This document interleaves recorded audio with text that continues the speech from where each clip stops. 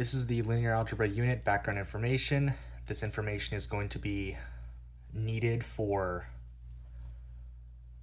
linear algebra, which we're going to be doing in this unit. So let's start with matrix multiplication. So you can multiply a matrix if the number of columns in your first matrix match the number of rows in your second matrix. So for example, let's do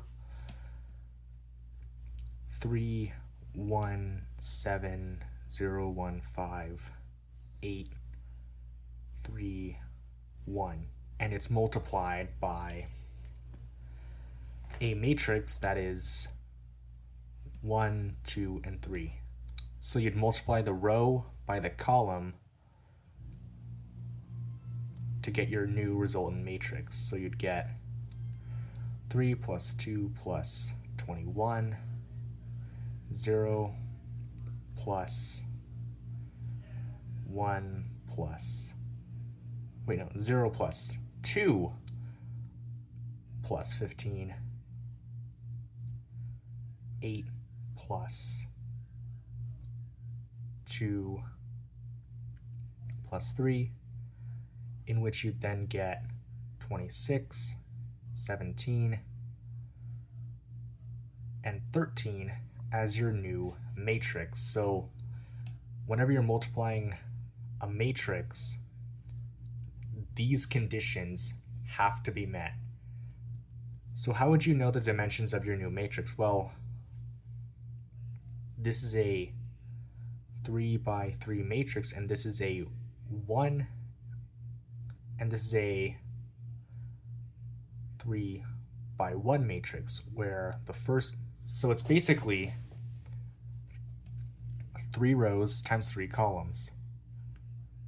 So this number here shows how many rows will be in the resultant matrix, and this here shows how many columns.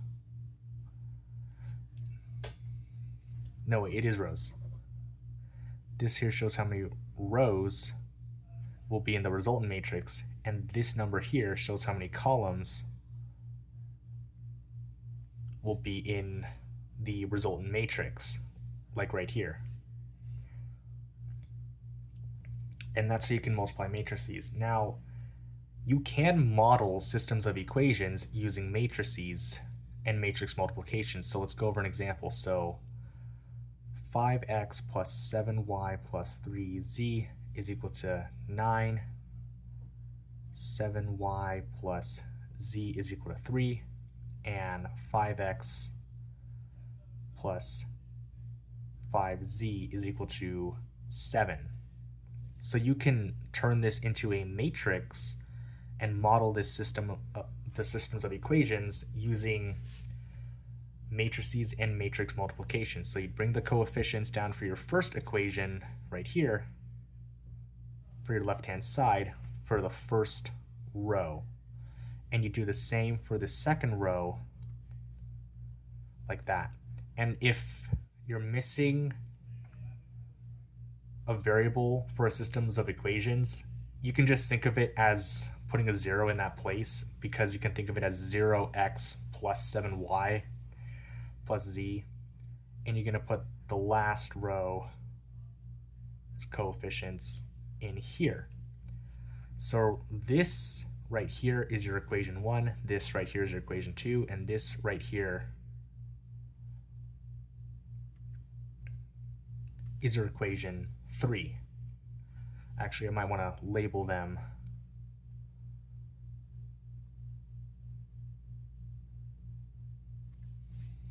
like this. And if you multiply it by your x, your y, and your z, and make it all equal to this right-hand side, like this, then you should be able to model your equation, because this is your x column, this is your y column, and this is your z column. And if you multiply this matrix out right here, you should get back your original equation. So 5 times x, which is this part right here, 7 times y, which is this part right here, plus 3 times z, which is this part right here. because you're multiplying the row by column, and when you make it equal to your right-hand side, it's equal to 9. And you can just do the same thing like this to get back your original equation. But there's this thing called an augmented matrix that you might want to know about.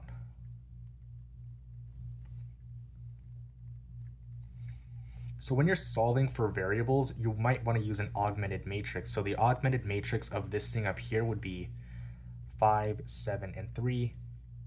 And then you draw a line 9, 3, and 7.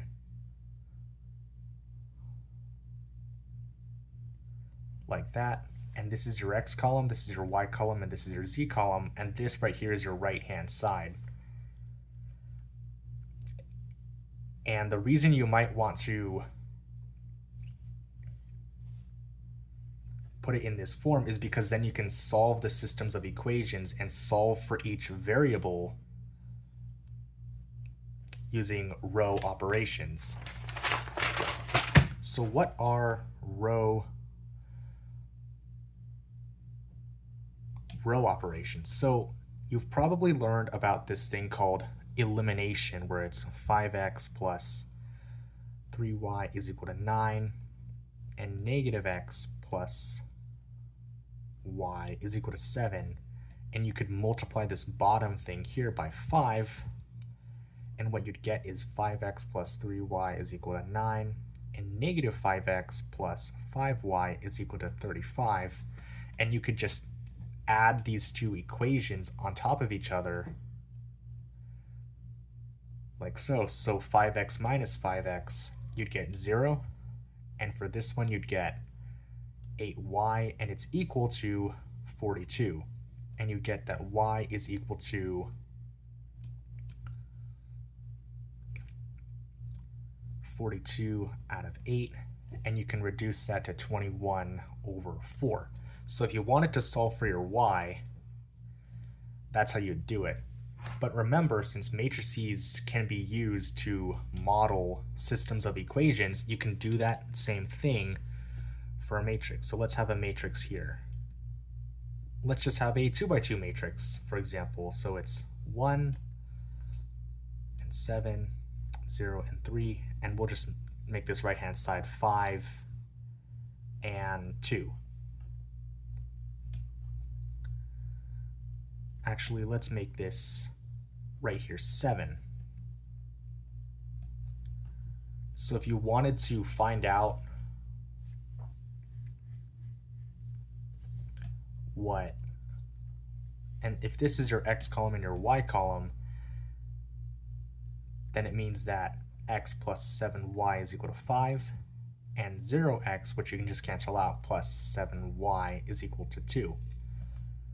So you can model, so you can use row operations, and you can multiply this by -1 and just add it all up. So x plus 7y is equal to 5, 0x minus 7y is equal to -2.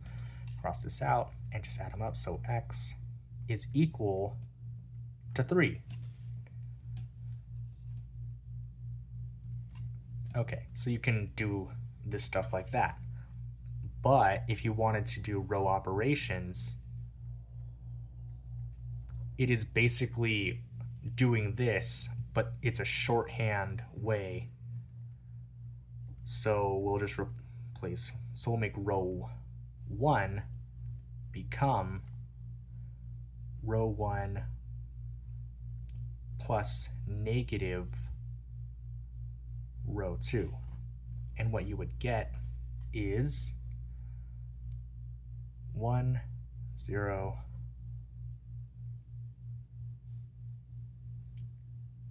like this. So what this matrix tells you is that 1x is equal to 3 and that 7y is equal to 2. So that means that x is equal to 3 and y is equal to 2, 7. So you can solve for your variables like that using row operations.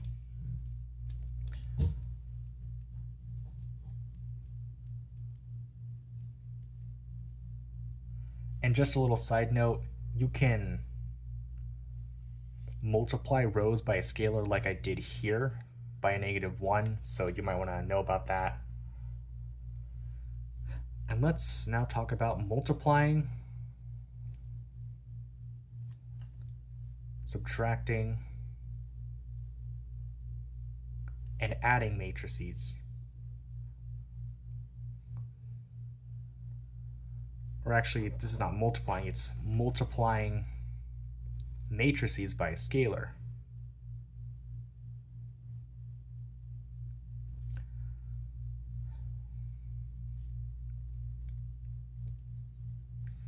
So we're going to start with adding matrices. So in order to add and subtract matrices, they have to be of the same dimensions. So let's say you have 1, 7, 0, and 7 minus 0, 7,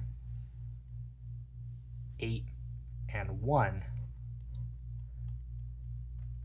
Then you would just subtract each component like you normally would. So your resultant matrix would be 1, 0, -1, and -1. And it's the same case for adding. So if it's 1, 7, 0, 7 plus 0, 7, 8, and 1, you would get 1, 14, 15, and 1 as your new resultant matrix. Now, the last thing I want to do for now in this section about adding, subtracting, and multiplying matrices by scalars is multiplying matrices by scalars. So let's say you have 1, 9, and 3, and 2 for your matrix, and you want to multiply your matrix by a scalar of 7, then you're going to multiply every single element in that matrix by 7. So your new resultant matrix would be 7, 63, 21, and 14. And this would be your new resultant matrix. Now, we're going to go over something called the identity matrix. So the identity matrix is the equivalent of multiplying your matrix by 1.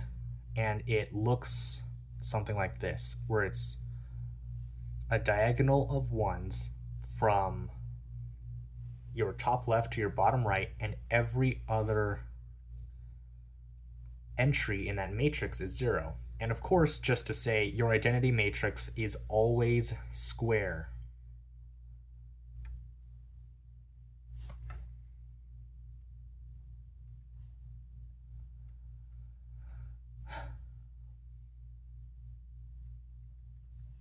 So just thought you should know that. Because when you multiply, so let's say you're multiplying a 3 by 3 matrix, 3, 1, 0, 1, 2, 3, 0, 0, 3, by an identity matrix, you should get your normal, you should get this matrix back. So 3, 1, or oops, sorry, multiply by 1, and all of these are zeros, so row by column, you'd get 3 times 0, you'd get 3 right here, because you're multiplying row by column, so 3 times 0 times 0,